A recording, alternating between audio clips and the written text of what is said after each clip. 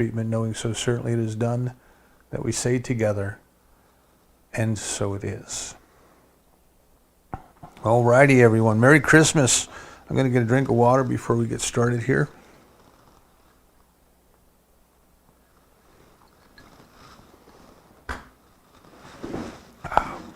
And we thank you all for being with us, not just today, but for the whole year and for all the years that we've been together. We start the year in January.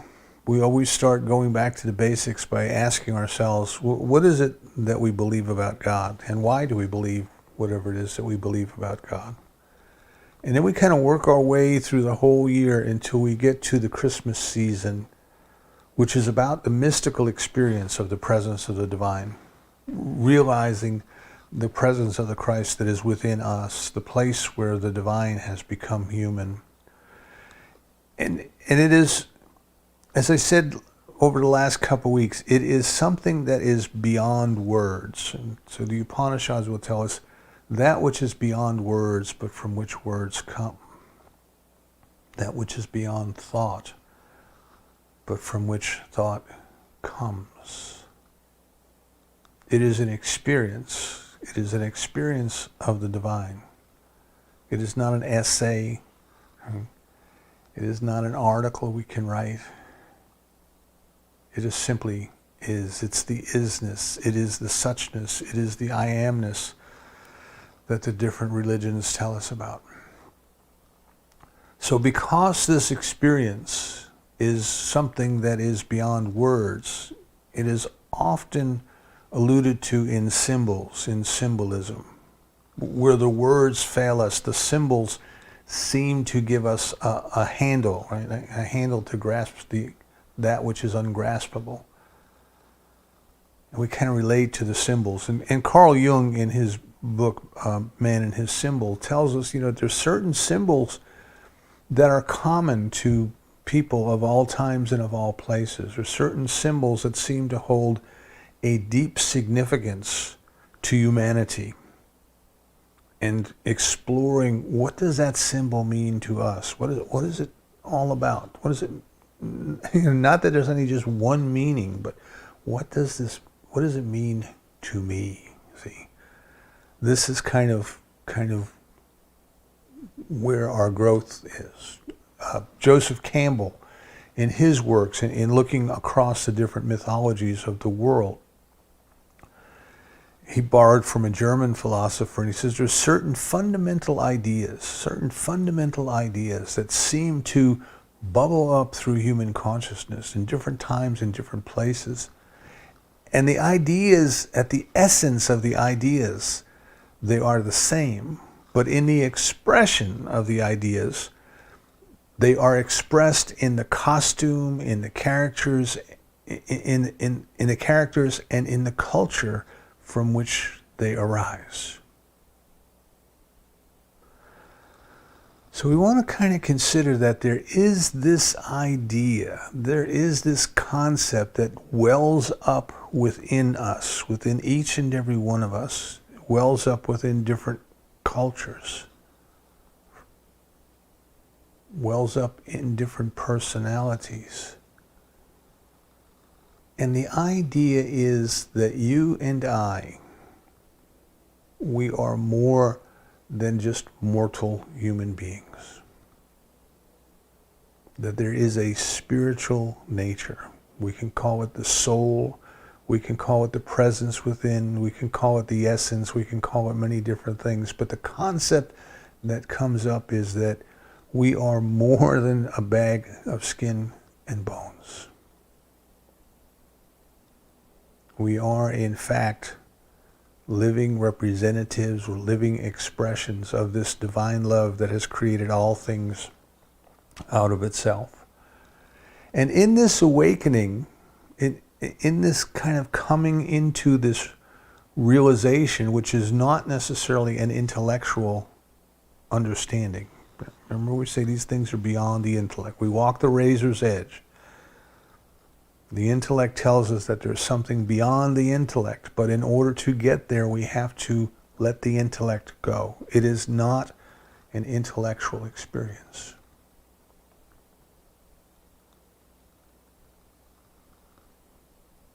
But when we come into that realization, that experience, Dr. Holmes tells us the conscious realization of the experience of the presence and the activity of the divine.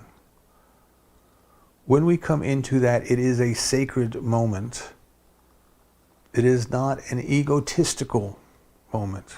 We have left the intellect behind, and the ego resides in the intellect. We just experience with awe, with mystery, with love, with sacredness, the amazing reality that divine love is right here. It is right now. It is not far away in a far off place in a future time. It is here. It is now. As the poet says, it is nearer than our hands and feet. It is closer than our breath. That is the Christmas experience. That is the beginning. That is the beginning.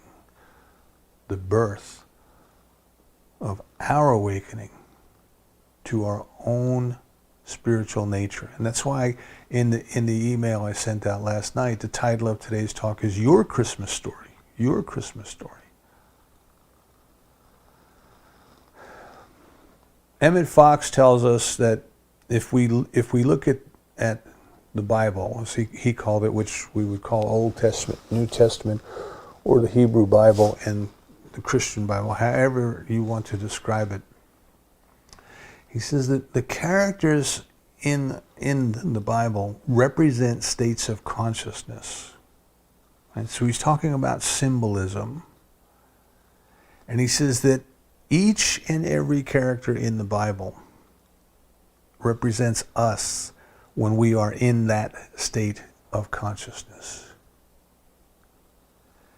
And if we go back and look, as I said last week, we start out in Genesis, and we start out pretty much with the fall. Right? So the story opens, and human beings, which represents us, Adam and Eve represents us. We are in this state of innocence before ideas of right doing and wrongdoing. Not beyond, before ideas of right doing and wrongdoing. As a small child is, as an infant is. But then knowledge comes in, the intellect comes in, the knowledge of good and the knowledge of evil comes in, and there is this idea of separation. And in our growth, if we read through the other books in the Bible, our growth, we go through these different stages. We go through developing or experiencing the consciousness of all of these different characters until we arrive at the conclusion, as the books are laid out for us today. We arrive at the conclusion, which is the revelation of St. John, which is the revelation of you and I, which is the revelation that the presence is already here. The oneness is already here. The divine is already here.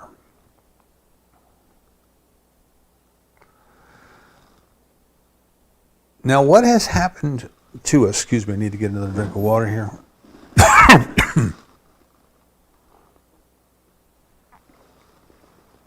The gas heat has been running and the air is very dry. What has happened to us, if you look at where we are today in 2020 and perhaps in the last 100 years in our own society, is we have lost the understanding and the interpretation of symbols and mythology. I mentioned about a month ago or so when I started to read Bulfinch. He said, if you don't understand mythology, you don't understand literature. And as I started to read into his works on mythology, I said, oh my goodness, is he right? One of my favorite New Thought authors is Emma Curtis Hopkins. And Emma Curtis Hopkins wrote, I would say, late 1800s, she wrote. And one thing that has amazed me as I read her books is this broad knowledge that she had of many different things with regard to mythology. She will relate something and then she will say, and this is what it says in the Egyptian Book of the Dead, and then this is what it says in Greek mythology, and then this is what it says in Roman mythology. And she can take those symbols from those different cultures that is expressed in the mythology of those cultures, and she can kind of point to the teaching or point to the illustration of the truth that she wants to make at that moment in time. And I find her difficult to read because I don't understand the mythology. I was never exposed to the Egyptian Book of the Dead growing up. I was never exposed to the Greek and the Roman mythology growing up. Excuse me, I'm getting more water. So I have to stop reading her book, and then I have to stop and thank goodness for the internet, go on the internet and kind of look up the reference. So we lose through education, as the focus of education, the classics aren't being taught. Our schools are kind of doing away with arts and theater and those things and focusing more on science and math, things that deal with the material world. We are losing our connection to the spiritual world, if you want to call it that. We are losing our connection to the things of the soul that can only be expressed in symbolism. And I'll give you an example. One that kind of came to me this morning is Herman Melville's Moby Dick. I think we probably all had to read that as a high school assignment, And if we don't understand the symbolism of the characters in that novel, we really don't get what Melville was telling us. It's not just a whaling story, The book opens and it says, "Call me Ishmael." Now, if we don't know who Ishmael was in the Old Testament, we lose a tremendous amount of the symbolism in that story. Why is Captain Ahab named Captain Ahab? Why is the ship called the Pequod? See, all of these things, when an author sits down to construct a story, all of these things are very deliberate choices. Can you imagine reading that book and the first line was, "Call me Joe"? It would just be kind of ordinary, but "Call me Ishmael." See, that has a significance to it, and that has a meaning. But that meaning and that significance is lost on those of us who don't know the background mythology, who don't know the background to the stories,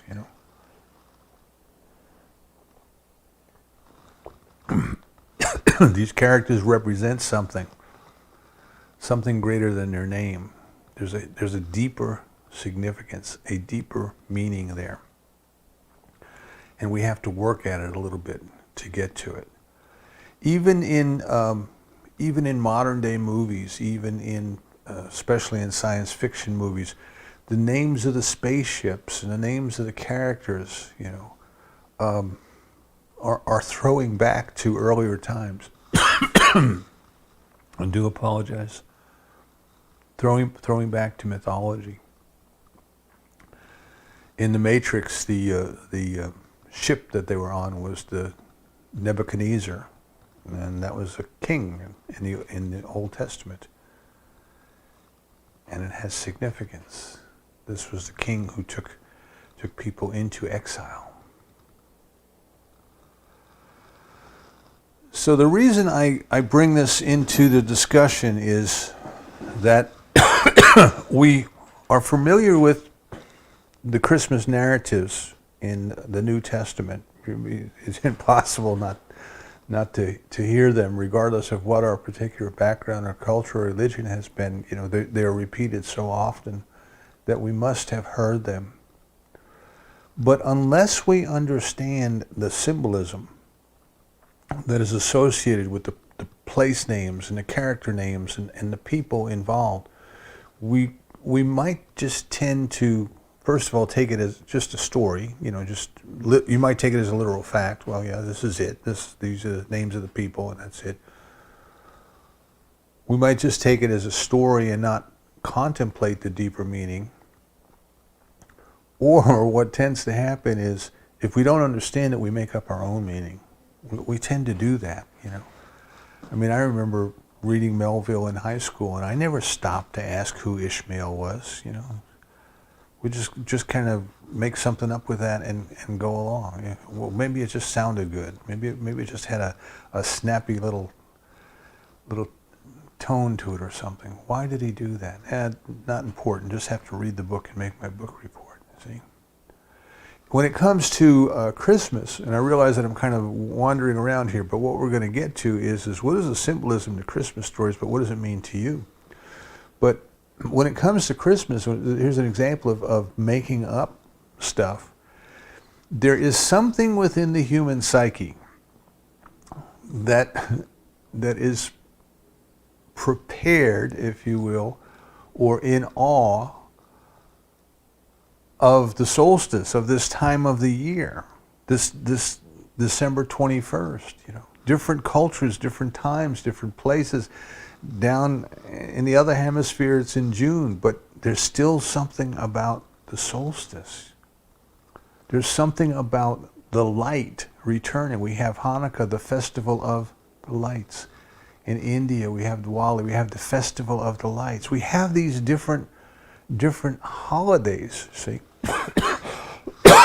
Excuse me again. Because there is something within the human experience that recognizes there's something special about this time of the year. And the fact that we celebrate Christmas, the birth of Jesus, at the solstice is not an accident. It was deliberately chosen. If you go back and read the Christmas narratives in the New Testament, the birth was not in the winter. It was in the spring. But it was placed to be celebrated in December for a reason. That's when the light comes back into the world. Jesus is the light of the world. The symbolism is there. It was a deliberate choice. Also at that time, Christianity was moved into the Roman world, which celebrated the solstice with a feast called Saturnalia. And as one religion kind of surpasses another religion, they tend to absorb the holidays and the saints and the important figures, and they bring them in, and they rename them, and they make them their own. So Saturnalia became Christmas. People wanted to celebrate at this time of the year. But there's something remarkable about this time of the year that I think that causes people to want to celebrate. So we lose that. See, we lose that connection. We don't have the connection to the earth and to the soil and to the seasons that people who farm for a living do. The significance of the day getting just a little bit longer is lost on you and I. We have daylight savings time. We have all of these things, you know. It's not important to us as it was to the people who toiled and tilled the soil. But they understand the significance.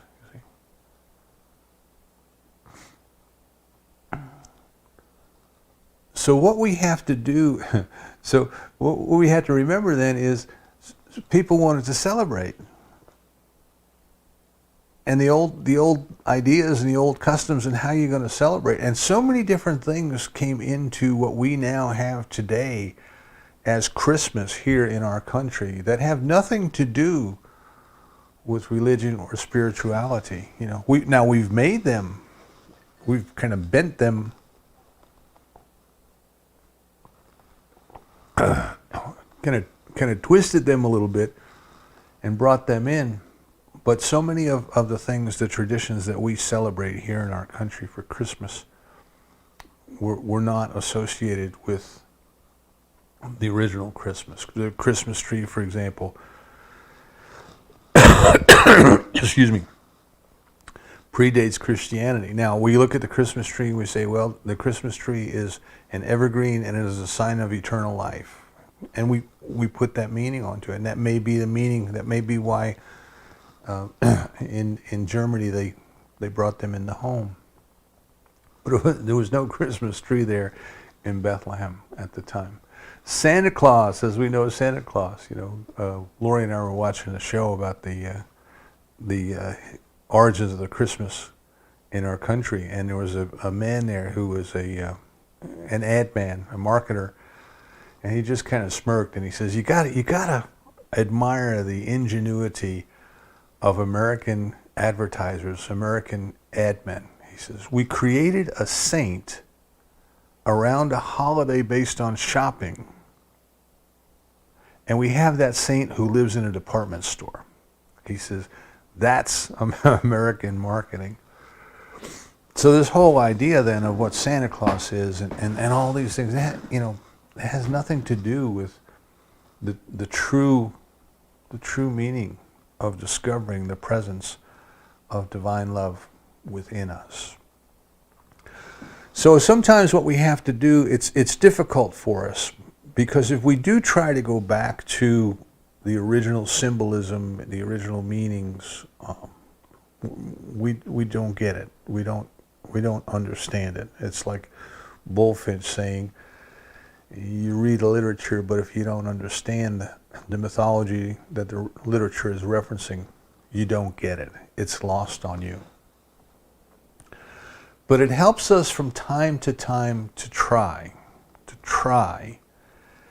And what I would suggest is, what we have to realize is that each and every one of us, in trying and making the attempt to probe for a deeper meaning in these stories, each of us is going to find something unique for us, because it's a personal experience.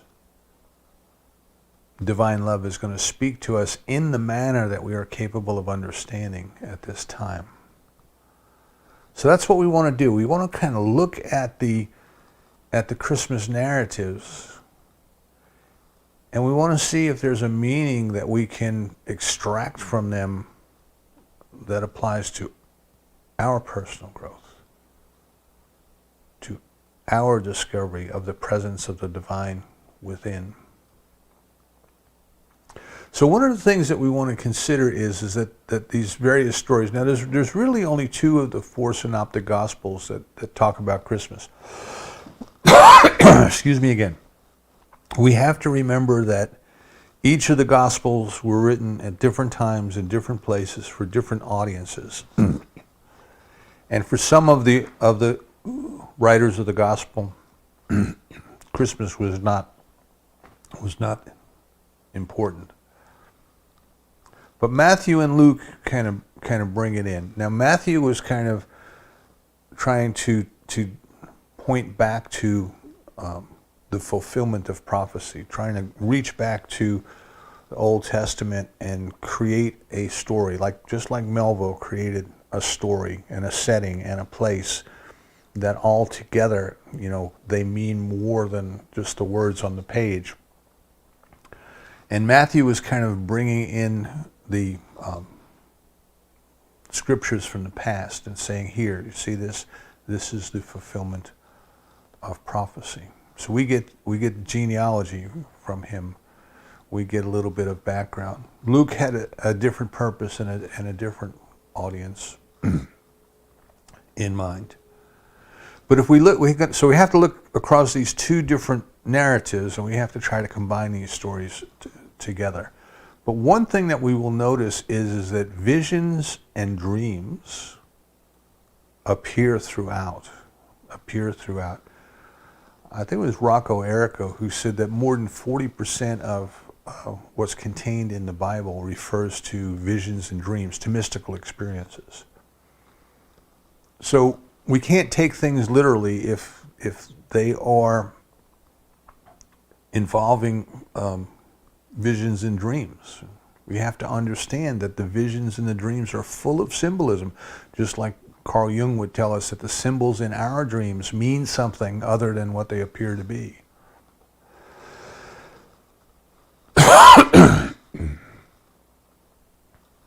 So we have an angel Gabriel, and angels typically represent, oh, by the way, if you want to do this on your own, just go on the web and search for the Metaphysical Bible Dictionary. I think Unity publishes it.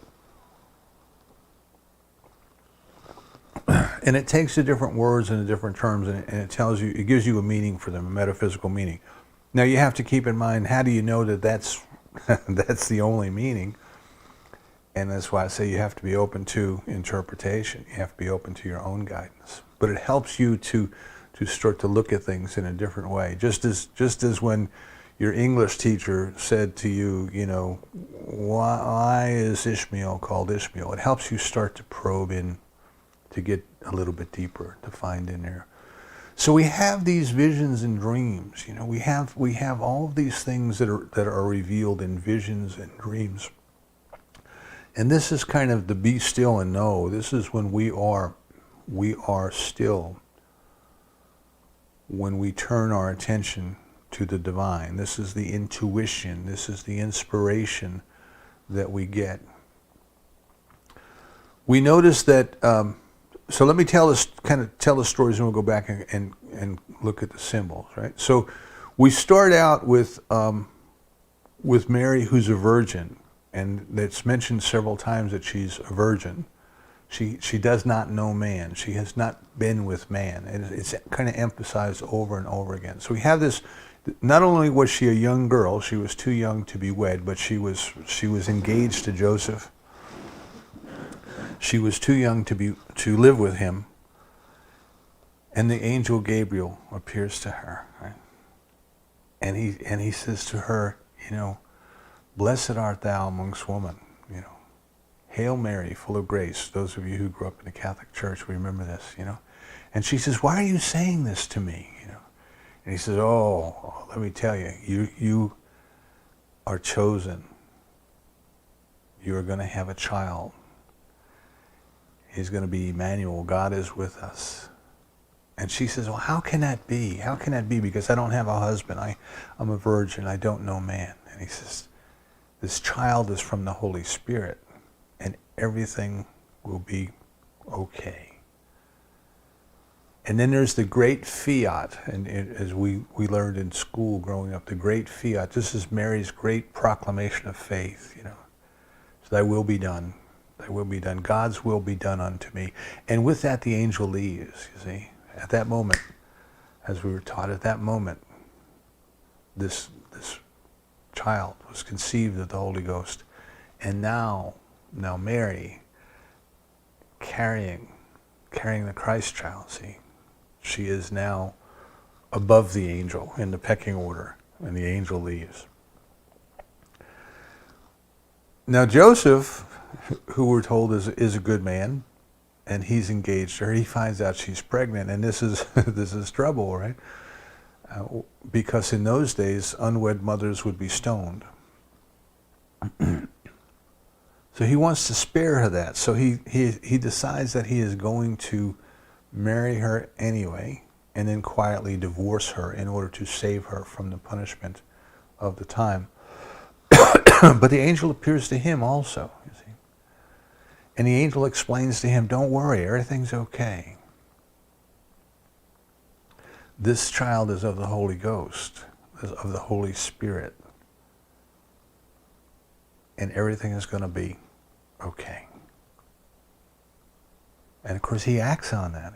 He follows the intuition. He follows that guidance. Now we're told that they're married, and it comes Mary's time to deliver this child. And a census is called. And they have to go back to Joseph's hometown. Now this is not historically accurate. They don't do censuses that way, but it is a literary device that the authors used to get the birth in Bethlehem, which means the city of bread. We're also told that through the genealogy that Jesus is of the house of David, and David means love. So they come to town, and because the town is so full, because everybody's coming to town for this census, excuse me, the hotels are packed. Mary's about to deliver her child. There's no room at the inn. Now, in those days, inns were kind of like dormitories, pretty open, you know, multiple beds, perhaps bunk beds. There was no privacy there. There was no place for a woman to give birth to a child in private. So they went out to the stable, right? And remember, the stable, the symbology there, it was a stable that was in a cave. And there she gave birth to this child, and she loved it. She cared for it. She wrapped it in swaddling clothes, you know, as mamas do, you know.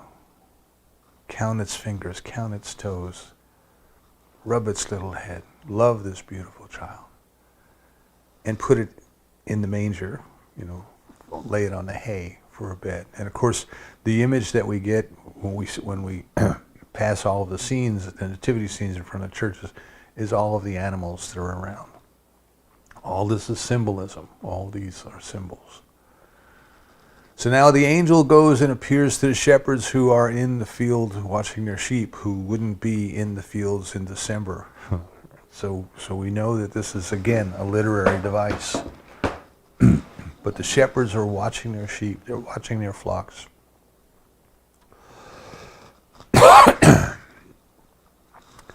And to these ordinary working people, it is announced that this child is born, and they go to Bethlehem, and they go to pay their respects. And then come the three wise men, the Magi. These were Zoroastrian priests, the Magi. And there's a couple reasons why they're in the story. One is to tie the birth of Jesus into prophecies in other religions. And the other is because they represent our intuition.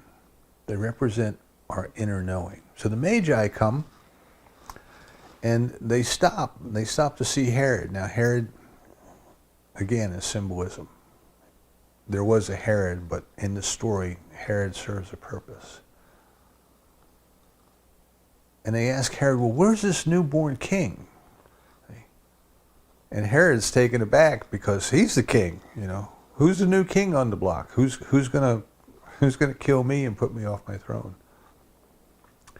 And they explain to him, and Herod calls in his wise men, and they tell him, well, there's this prophecy, this child should be born in Bethlehem, all these kind of things. Excuse me. So Herod says, well, you know, go find that child, and when you find it, come back and tell me where it is so I can pay my respects too. But the wise men are warned in a dream not to do that. So they go and they bring their gifts of the gold and the frankincense and the myrrh. They bring their gifts to this child. They sneak away. Joseph is warned to take the mother and child into Egypt. And then Herod orders that all the children under 2 be slaughtered. This didn't happen. This is a story, so we don't want to worry about this. There's this there for a reason. And then after Herod dies, Joseph is again told in a dream to come back to Galilee in Nazareth. And this is then where the child grows in wisdom and understanding. So what we want to consider, first of all, is the symbolism that many of these things occur in dreams and symbols and things that are kind of have significance to the soul but are not a literal fact. The reason that Mary is a virgin is that this idea, this fact, that the presence of the divine is within is not something that comes by ordinary means. It is not something that came through the human process. Our little bodies that you and I were born with, they came from a physical process of the egg and the sperm uniting. But the spirit within us, the soul within us, the spirit that inhabits these bodies, that is from God. That is from the divine. That is why the Christ, the point where the divine takes on its human expression, does not come in ordinary ways. This is the reason that we have a virgin birth. In Buddhism, you remember I told you, Buddha's mother conceived when she had a dream of a white elephant. And when the baby was born, it was born from her side. Again, not in an ordinary way. The Buddha consciousness does not come in the ordinary way. Actually, it's something that's already with us that we awaken to. Much as we are awakening at Christmas time, we are awakening to the presence within us. The significance of the stable, there's a couple different things that you can kind of read into that, see? Now, stables are messy places, if you've ever been in one. They're kind of nasty. Don't smell very good. You got all the animals in there. And here comes this little child. This child that is I do apologize. I took cough drops before the service and it just won't go away. We have this beautiful little child who is born into the stable. And what the symbolism there is that when a little child is born, it does not judge its surroundings. It does not judge its siblings, its brothers and its sisters. Whatever situation a child is born into, it just accepts. It just accepts. So when we begin to awaken to the presence of the divine within us, what we have to realize is that it loves us just as we are. It loves us, I say, warts and all. It loves us with all of our faults. It loves us with all of our transgressions. It loves us with all of our sins. But it has come to help us transcend all that. That's the reason that we're awakening. So it doesn't judge, see? It doesn't judge. It is laid in the manger, right? Because the manger is where the food is. It is in the city of Bethlehem, which is the city of bread. Bread is the substance. Bread is the substance that you and I need. All of life needs substance, whether it be in the form of bread or other food. That's what it represents, right? So the thing that we need the most, the spiritual substance, is right there for all of us. It is a gift to all of us, but we have to awaken to it. We have to receive it, see. It comes from love. The house of David is the house of love. In the city of the bread. The shepherds in the field watching over their sheep represents you and I when we are paying attention to our thoughts. The sheep represent our thoughts. Remember we talk about the flitting monkey mind, the grasshopper mind, the diversion of the mind, the distraction of the mind, all of these things. When we learn to be still, as the shepherds are in the middle of the night, be still. Pay attention to what's going on with our consciousness. The presence of the divine is revealed to us. The three wise men, as I say, they represent our intuition. The deeper, the spiritual part of us, there's a part of us that already knows. We have to get that. There's a part of us that already knows, you know. And we have those gifts of the gold, of the frankincense, of the myrrh, of the spirit, of of the substance of Spirit, of the presence of Spirit. They're already with us. They're already here. Now Herod, the character Herod, the role that he plays in all this is that represents the ego. Herod represents our ego.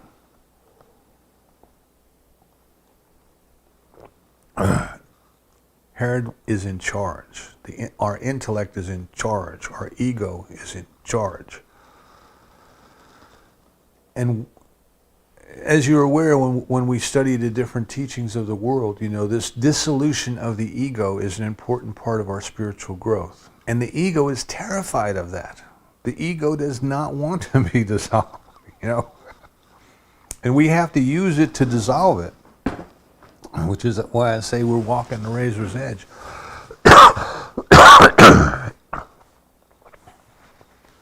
So when the ego starts to find out that it's not king anymore, that there's a spiritual nature, our spiritual nature, that in truth we are spiritual beings having a human experience here and now, the ego feels threatened.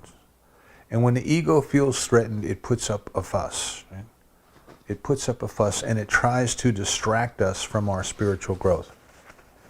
Excuse me, this is why I say when we sit down to meditate, when we're beginning, we sit down to meditate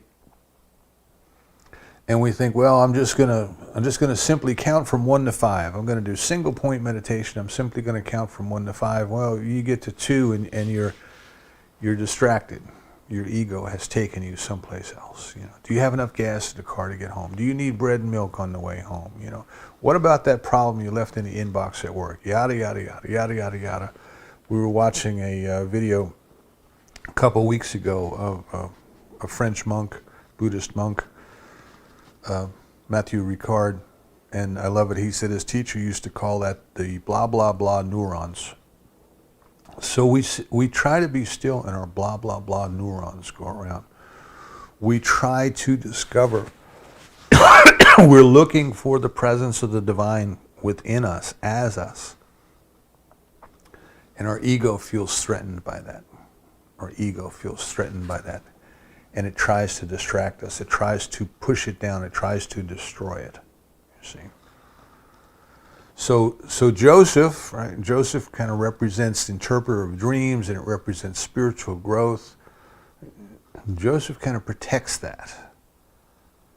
Takes it away until the ego subsides a little bit. And then brings it back. And then brings it back so it can grow, so that it can be nourished. So we take a little look at the symbolism involved, and we recognize that many of these incidents occur at night. And now it's placed not only at night, but the longest night of the year.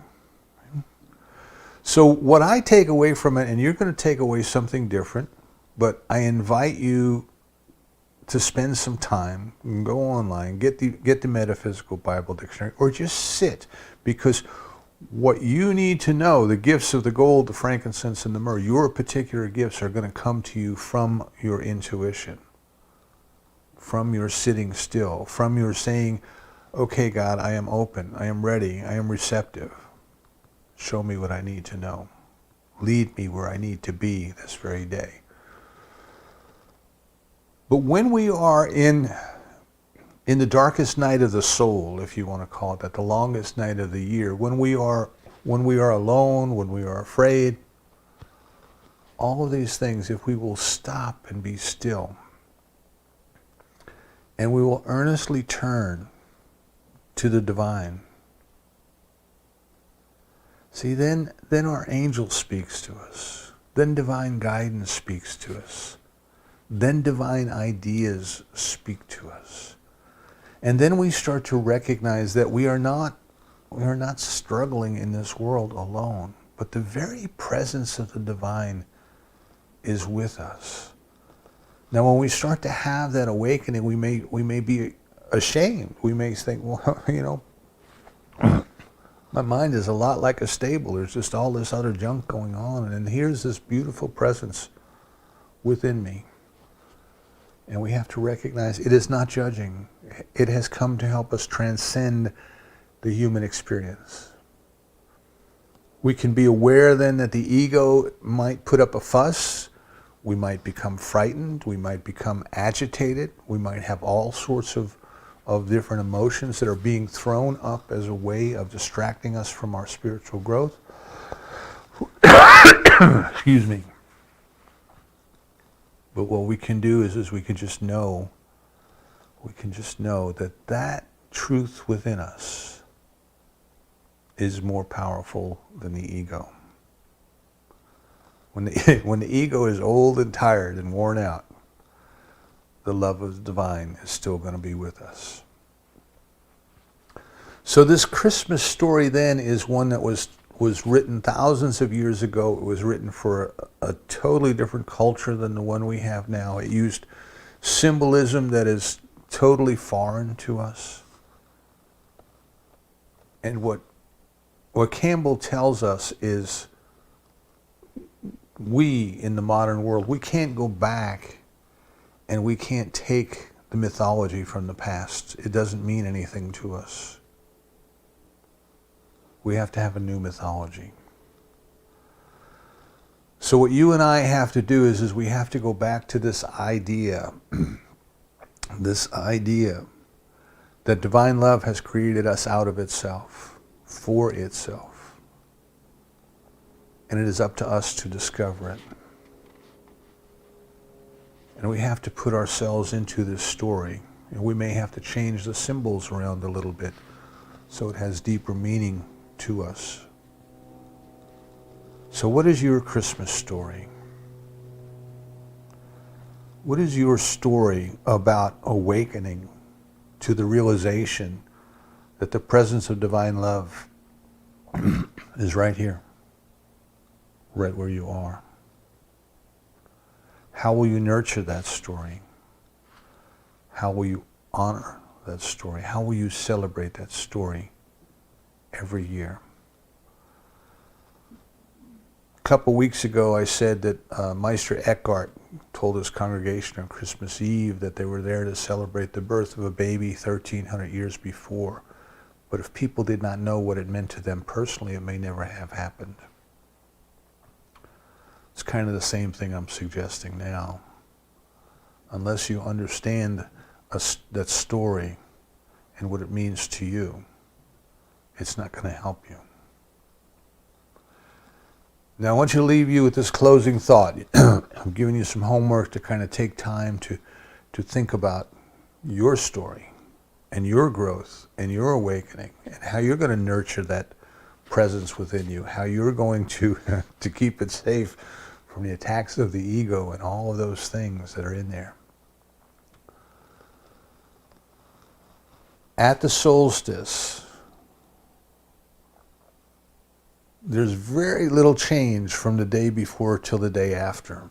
Very little change. You know, if you look at sunrise, sunset times, if you look at the angle that the earth is on, just a very tiny little change occurs. But that change, that little change, is enough to ensure that spring will come and summer will come and harvest will come. Just a tiny little change. So this Christmas season, I'm inviting you to accept a tiny little change, the birth of a baby. This is why it's born as a baby. The birth of a baby that we can then nurture and grow together in the future.